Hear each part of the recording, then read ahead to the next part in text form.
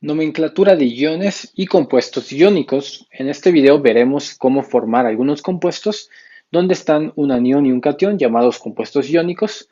Asimismo, cómo se nombran, es decir, la nomenclatura de compuestos en iones. Entonces, para comenzar, podemos analizar lo que es la tabla periódica e identificar que tenemos en los grupos 1A y en los grupos 7A compuestos, o en este caso, bueno, mejor dicho, elementos que son opuestos totalmente. Es decir, mientras que el potasio como tal siempre tiene un electrón, ya que se encuentra en el grupo 1A, un electrón en su última órbita, este elemento fácilmente lo puede perder. Entonces, es decir, este se puede transformar en un ion. ¿Y cómo quedaría indicado según nuestra nomenclatura si pierde un electrón? Al perder un electrón, este queda cargado positivamente, entonces le pondríamos potasio que perdió uno y quedó con carga positiva, es decir, potasio 1 más. Ya sabemos que a este elemento le podemos llamar también ion de potasio o, dicho de otra manera, catión de potasio. Ahora, nuestro elemento cloro está en un grupo totalmente opuesto, está en el 7A, y estos elementos tienen prácticamente 7 electrones en su último orbital. Por lo tanto, estos compuestos, estos elementos, lo que hacen es tratar de ganar un electrón para convertir y para formar el octeto, los 8 electrones. Por lo tanto, los elementos del grupo 7A son expertos en ganar electrones. Entonces, si ganan un electrón, se van a cargar como tal negativamente. Por lo tanto, si se cargan negativamente, quiere decir que tienen un exceso de carga negativa, un exceso de electrones. Como les nada más les hace falta uno para completar el octeto, entonces pondríamos uno con carga negativa. Es decir, este es un guión de cloro al transformarse de esta manera, o también podríamos verlo como un anión de cloro. Recordemos que esto es un anión de cloro. Ahora, si nos damos cuenta, estos dos elementos son opuestos, mientras que este puede perder su electrón, este de aquí lo puede recuperar, lo puede ganar. Cuando esto pasa, se forman compuestos iónicos y para escribirlos los hacemos así, KCl. Para nombrar el compuesto, es decir, la nomenclatura, usualmente a los elementos del grupo 7A, que son los halogenuros, la terminación es uro, por lo tal este quedaría como cloruro de potasio. Entonces vamos a escribirlo aquí, que es cloruro de potasio. Este sería su nomenclatura, su nombre con el cual nos referimos. Ya sabemos que el cloro es un anión el cual ha ganado un electrón. Y de esta manera nos damos cuenta que este más uno, el compuesto iónico a su vez está balanceado, mientras que aquí tengo un más uno en el potasio, en el cloro tengo un menos uno, con lo cual queda perfectamente balanceado. Nos damos cuenta que podemos formar iones compuestos de esta forma. Vamos a ver qué otros iones podemos formar en base a la tabla periódica y cuál es la nomenclatura asociada a ellos. Ahora, analicemos los elementos que van a poder formar cationes y aquellos elementos que forman aniones, de tal manera que podemos entonces formar nuestro compuesto iónico. ¿Cuáles son los elementos que forman cationes? Usualmente en los grupos 1, 2, 3A y 4A. Estos elementos tienen de 1 a 4 electrones de valencia. Como son átomos neutros y por lo general regalan estos electrones de valencia para convertirse en iones. Todo esto hay una excepción. En este caso la excepción va a ser el elemento del carbono.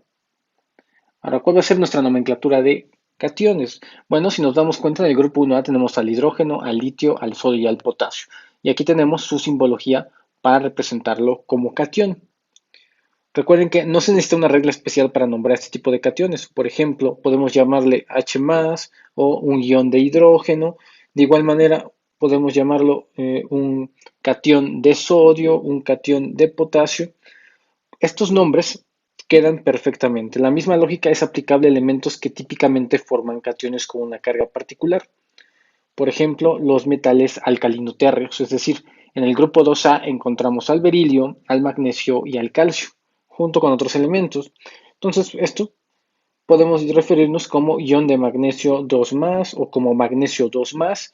Podríamos simplemente decir un ion de magnesio, puesto que se entiende cuál es la carga del ion de magnesio aquí. Ahora, También podemos encontrar elementos que forman varios tipos de cationes.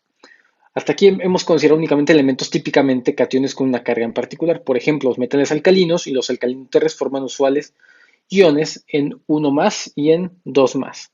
Sin embargo, en la mayoría de los metales de transición existen cationes con varias cargas. Por ejemplo, el hierro se encuentra con frecuentemente como hierro 2 más, pero también lo podemos ver como hierro 3 más, y a veces también con otras cargas. Por lo tanto, el hierro se dice que es polivalente, lo que literalmente significa muchos valores.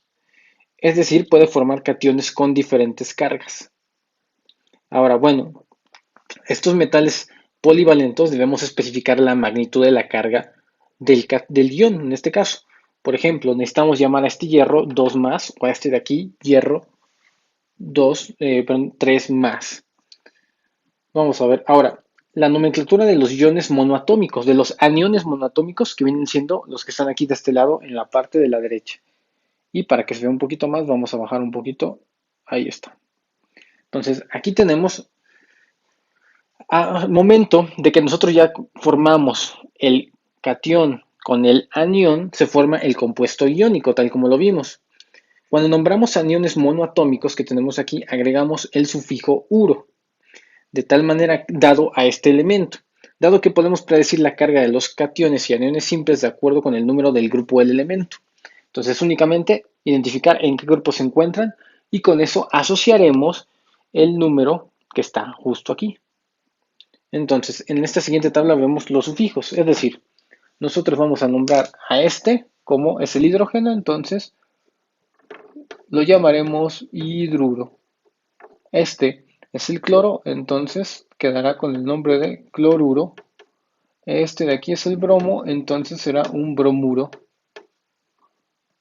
Luego sigue el yodo, a este lo llamamos yoduro en su terminación de nomenclatura. El oxígeno, bueno, el oxígeno no podemos llamarlo de otra manera, este siempre va a ser un óxido. Luego viene el azufre, en este caso sería nuestro sulfuro. Nitrógeno sería un nitruro, usualmente es nitruro. Luego viene el siguiente elemento es el fósforo, entonces este de aquí es un fosfuro. Y luego viene el carbono, y el carbono lo podemos también llamar carburo,